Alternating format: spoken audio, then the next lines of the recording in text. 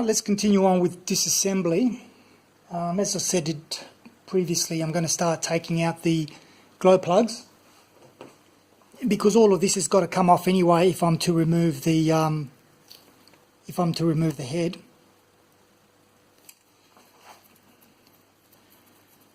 I've never worked on one of these motors before as a diesel, and so I don't know what to expect. So I'm just going to go slowly, refer to the manual where I need to.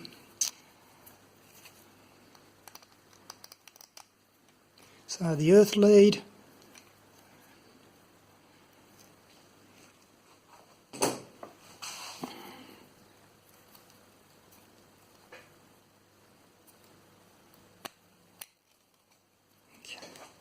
What I'm going to do is apply a ring spanner on here. Seems to be a bit of force, and I certainly don't want to try it with an open spanner. So here we go. I'll just go very, very gently on that.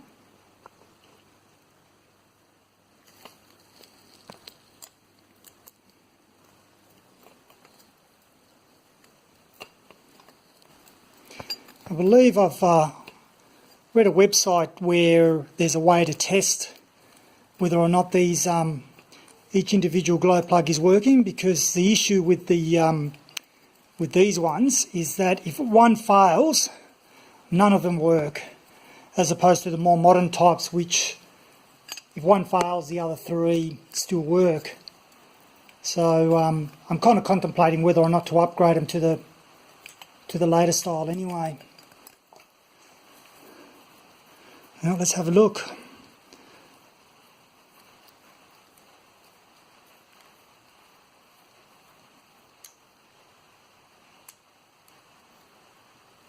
Alright, well, we've got one that's not broken, so that's a good sign. Okay, so with that one removed, I'll go ahead and do exactly the same for the other three. So there's one there, obviously another one there, and the last one here. Okay, so the good news is that none of the twisted wire elements are broken, which means that at the very least I can expect that the combustion chambers would be okay. This one looks relatively newer compared to the rest, but whether or not that's contamination because it wasn't sealing properly, I don't know. But anyway, I just put it back together pretty much how I got it. But it was interesting that this one here's got the little plastic cap at the end of the ceramic bit, while all the other ones didn't have that. In fact, this one had a washer behind that one. So, but anyway, at least I've got that. And as I said, I'll test those later on to see whether they work and whether I reuse them or whether I put the newer ones in. I'll make my decision at the time. Next thing to do is for me to take the injectors out. So what I'll do there is I'll undo the unions here, all four of them. Once I've undone those, I might need to undo these ones here as well to allow for a little bit of flexibility in the line, just to clear the injector housing, and then I'll start undoing the bolts. So I'll have a go at doing that now.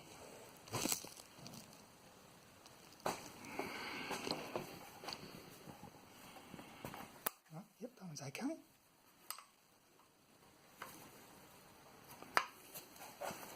Try this one. And that one's okay.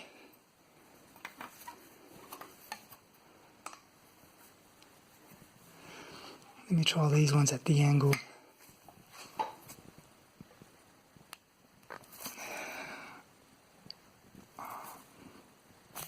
Okay, whoop. Nice.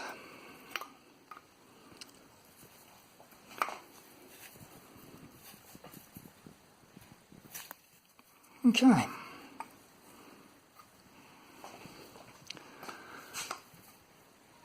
So I can expect now to loosen them up like that. I've got a bubble flare on it.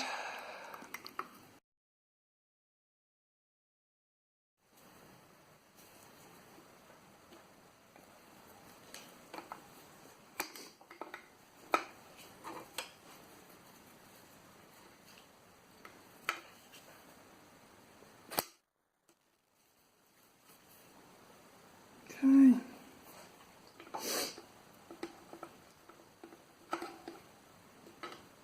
This is a bit of a tricky one. Okay. Now you can see all I did was I just cracked them open, loosened them up, and now you can see that they're loose enough where the ends just fall off. So I don't intend to take these out just as yet. I'll leave the pump as complete as possible, but at least now it frees me up to remove these injectors.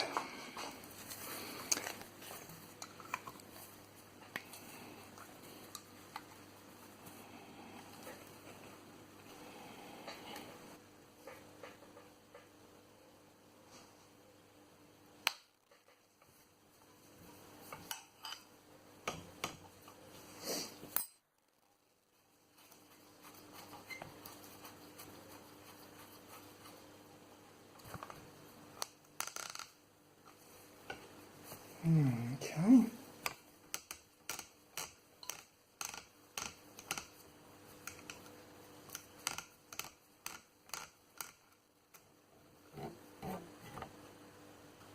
Okay, so,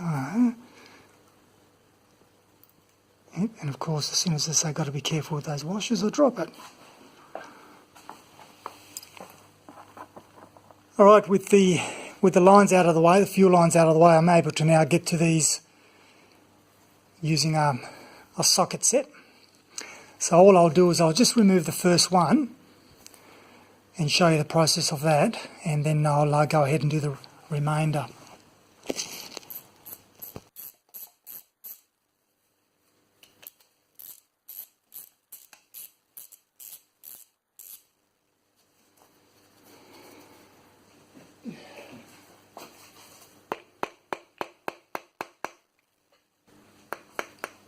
So all I'm doing is I'm lifting up whilst I'm gently tapping. And here we go.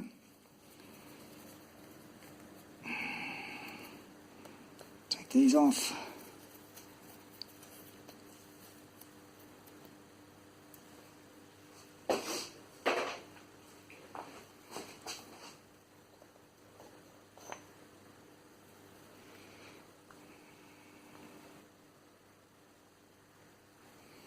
It's a bit dirty in there, but that could be perhaps hasn't been used in a while. But at least I got it out. So now I'm going to do the same for the other three. If I've taken 3 of the 4, this one here refuses to budge, even though it's loose. It doesn't want to come up. So what I'm going to do is I'm actually going to remove. You can see on this side the studs come off. This one here, the studs come off as well, and on this one here as well. So not surprising really. So what I'm going to do is I'm going to force this stud out, and the reason why I want to do that is so that way it gives me flexibility to turn this around and hopefully break the seal. So in order to take them out, I just put 2 of those, if I can focus it right, there you go, 2 of those in there, tighten them up, and then using the bottom one, you just start unscrewing, and basically it'll just remove the stud. I mean, that's how I usually remove studs anyway. I think it's the only way really. So we force this stud out. Okay, there it is there. Put that over here, there's the other one. And now, see, it doesn't want to come up, but now hopefully we can gently move it around, and hopefully we can continue breaking that seal. There we go. Done.